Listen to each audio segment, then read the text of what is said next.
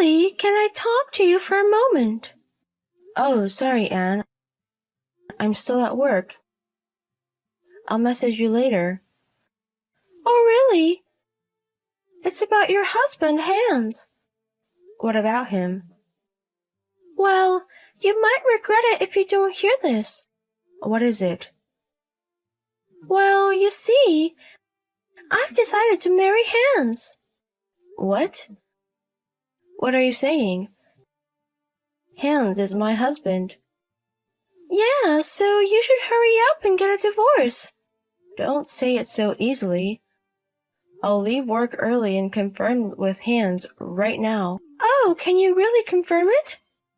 He's working remotely this week and he's at home. If I go to his place, I'll find out everything. I think it's better if you don't go now, for your own sake. Why? Because I'm in the middle of making love with Hans in your bedroom, darling. What? Making love with your husband in my sister's bedroom. The combination of superiority and guilt is exhilarating. I just received a message from Hans. Looks like it's true after all. See? Even he thinks I'm better. Actually, he seems to prefer older women. So Hans is mine. So you don't have to come back anymore. Even though Anne is a married woman. Oh, that's not a problem anymore. Hans gave me compensation for your sake. We got divorced properly this morning. Oh, Hans did it. As expected, people with money do things differently. That's right. I understand. Just do whatever you like. Oh, really? Then I'll send the divorce papers to my parents' house for you. Go ahead and submit them to the city hall as soon as possible. Lily, it's been 6 months. Oh, Anne, what do you want? Well, you managed to contact me quite well. Yeah, I can't say I don't understand your feelings. Today, I contacted you because I have an important announcement from sister to sister. Is it about your marriage registration with Hans? Oh, you guessed it. That's about as important as it gets for you to contact me. Oh, I see. I wanted to share my happiness after marrying Hans. Boring. All of your stories are boring and I'm not interested. Your lack of charm really annoys me. That's why Hans is cheating on you, isn't he? It's quite ironic for the person who stole him to say that. Even though I know it's not a good line to say, it's quite amusing, Anne. Thanks for saying it. Well, I guess it just sounds like you're making excuses for losing. I'll pretend I didn't hear that. Well, do as you please. Is that so? But if you hear this, you'll inevitably be shaken, won't you? What? We've decided to go on a honeymoon trip abroad. Huh? Abroad? We're going to travel around various parts of Europe. By the way, we're planning to have a private wedding ceremony, just the two of us, in Paris. Hans has spent $20,000 to prepare for this honeymoon trip. Where did that money come from? It's obvious that Hans paid for it. Really? See, I knew you'd be jealous. No, it's not jealousy, more like I'm surprised. Both situations are pretty much the same for you.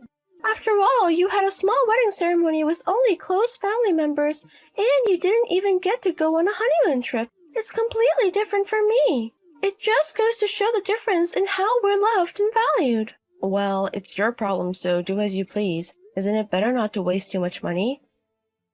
Huh? Waste money? Such a word doesn't exist in Hans' dictionary. The compensation for me and your ex-husbands, including your share, was a total of $70,000, and Hans paid for it, right? With such a large sum of money being involved, spending only $20,000 on a honeymoon trip and overseas wedding ceremony. Even though you have almost no savings and need to save money desperately, what on earth are you doing? What's that? Even if you're jealous, can't you use a slightly better word? I'm just telling the truth. You know, right? Hans has a ton of money. Huh? Whether it's $70,000 or $20,000, it's just a small amount of money to him. It would be cuter if you honestly said, I'm so jealous. Oh, really? Well, forget it. If that's what you're fine with, then I won't say anything anymore. You're trying too hard to sound meaningful. It's really ridiculous and pitiful. Go ahead and say whatever you want. I actually thought I was giving you a kind warning, but I've already cut ties with Anne, so it doesn't matter to me what happens to her. That's right, that's fine. Because our happiness makes you jealous, so please don't hold on to feelings for Hans forever, okay? Hey, Lily! We're in Paris now. We just pledged eternal love in a church, just the two of us. Oh, really? You're not in the US anymore? So? Isn't it envy-inducing? No, not at all. Actually, I feel sorry for what's to come. Oh, come on, are you still saying that? Hans has a ton of money.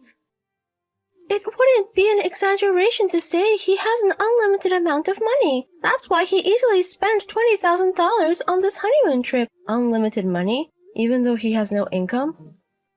Huh? No income? Wait a minute, didn't you know? Hans is currently unemployed. Huh? Unemployed? Yeah, he's not working. Even if he starts working after our divorce, as I mentioned before, he'll be left with nothing after paying the alimony. He can't possibly just spend $20,000, such a large sum of money, like it's nothing. Hold on a second. What do you mean by Hans not working? Oh, I see. I thought you might not have known. What? Wait, tell me. He was fired from his job due to an affair with you. What? What are you talking about? Fired because of an affair? Isn't that wrongful termination? I'm going to sue. Anne, don't you understand? You even mentioned it yourself. Me? Hans was fooling around with you while he was supposed to be working from home, right? In other words, Hans was slacking off at work and having secret meetings with another woman. Huh? It seems that companies now have a way to monitor whether employees are actually working during remote work, so they can't get away with that kind of deception. And it wasn't just once or twice. It seems like it was happening frequently enough to affect his work. So he was caught red-handed and got fired for disciplinary reasons.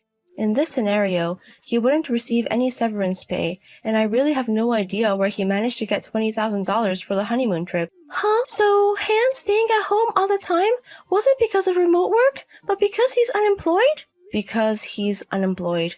So, is it confirmed then? No way! Wait a minute. Hans is not some ordinary salaryman, you know?